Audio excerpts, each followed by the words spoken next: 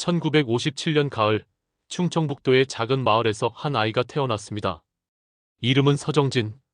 당시 우리나라는 전쟁의 흔적이 채 가시지 않았고 농촌은 여전히 가난과 싸우고 있던 시절이었습니다. 그의 아버지는 군인이었지만 건강이 나빠 일찍 세상을 떠났습니다.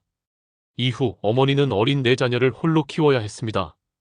겨울이면 난방조차 제대로 되지 않는 방에서 식구들은 서로에게 등을 붙이며 잠을 청해야 했습니다.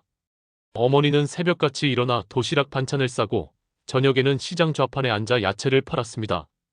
그런 어머니를 보며 어린 서정진은 일찍이 철이 들었습니다. 엄마, 내가 커서 돈 많이 벌어서 엄마 고생 안 하게 할게요. 이 말이 그의 평생 목표가 됩니다. 학창시절, 그는 공부에 집중했습니다. 집이 가난하다는 이유로 놀림을 받기도 했지만 한 번도 고개를 숙이지 않았습니다. 이 고생, 반드시 끝을 본다는 마음 하나로 교실 한쪽에서 늘 조용히 책을 펼쳤습니다. 인천에서 중고등학교를 다닌 그는 인하대학교 전자공학과에 진학하게 됩니다. 당시엔 공학이 미래라며 많은 부모들이 부러워하던 학과였죠. 하지만 서정진은 학비와 생활비를 직접 해결해야 했습니다. 여름방학이면 공장에 들어가 일을 하고 학기 중에는 과외 아르바이트를 뛰었습니다. 누가 나를 도와주지 않더라도 나 자신은 포기하지 말자. 그게 그의 신조였습니다.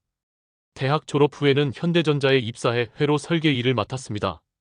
남들보다 말수는 적었지만 일은 누구보다 꼼꼼하고 빠르게 처리했습니다.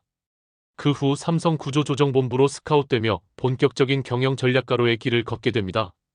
하지만 인생이 언제나 탄탄대로인 사람은 드뭅니다. 1998년 나라 전체를 뒤흔든 IMF 외환위기가 터졌고 삼성 구조조정본부도 해체됩니다. 갑자기 책상을 빼야 했고 사원증은 반납 대상이 되었습니다. 그의 나이 41. 두 아이의 아버지이자 가장인 그는 실직자가 되어버렸습니다. 어느 날 밤, 그는 인천 앞바다에 앉아 묵묵히 파도를 바라보며 생각합니다. 이게 끝일까? 아니야. 내가 다시 길을 찾자. 늦었다고 생각하지 말자. 그리고 그는 결심합니다. 남들이 가지 않는 길, 바이오 의약품이라는 미지의 분야로 들어가기로 말이죠. 2002년, 그는 인천 송도에 단칸 사무실 하나를 얻고 셀트리온이라는 회사를 창업합니다. 자본도 기술도 없었지만 오직 하나 살아야겠다는 절박함 하나만은 누구보다 강했습니다. 처음 몇 년은 생지옥이었습니다. 기술자가 없어 연구가 멈추고 직원 월급조차 밀리던 시절. 하지만 그는 매일 공장 옥상에 올라가 멍하니 하늘을 보며 다짐했습니다. 하루만 더 버티자. 오늘을 넘기면 내일이 달라질 수도 있어. 그렇게 버티고 또 버텼습니다. 그리고 마침내 2012년 그의 인생에서 가장 눈부신 순간이 찾아옵니다. 세계 최초의 항체 바이오 시밀러, 셀트리온의 램시마가 유럽의약품청에서 판매 승인을 받은 겁니다. 그날 그는 한강변을 걷다 말없이 울었습니다. 엄마, 이제 조금은 덜 힘들게 살아도 될 것 같아요. 그 뒤로 셀트리온은 무섭게 성장했습니다.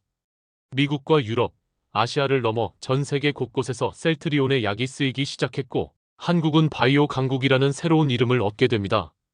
사람들은 이제 그를 한국의 바이오 산업을 일으킨 남자라 부릅니다. 그러나 그는 여전히 수수하게 말합니다. 나는 천재도 아니고 돈도 없었어요. 다만 절실했을 뿐입니다. 2020년 그는 회장직에서 물러납니다. 누구보다 성실하게 일해온 자신에게 보내는 마지막 선물이었습니다. 이제는 젊은 사람들에게 기회를 줄 때입니다. 나는 그저 문을 열었을 뿐이니까요. 그는 은퇴 후에도 청년 창업자들에게 조언하고 바이오 산업의 길을 넓히는 데 기여합니다. 그리고 가끔 인터뷰에서 이런 말을 던집니다. 여러분, 50이 넘어서 시작해도 괜찮습니다.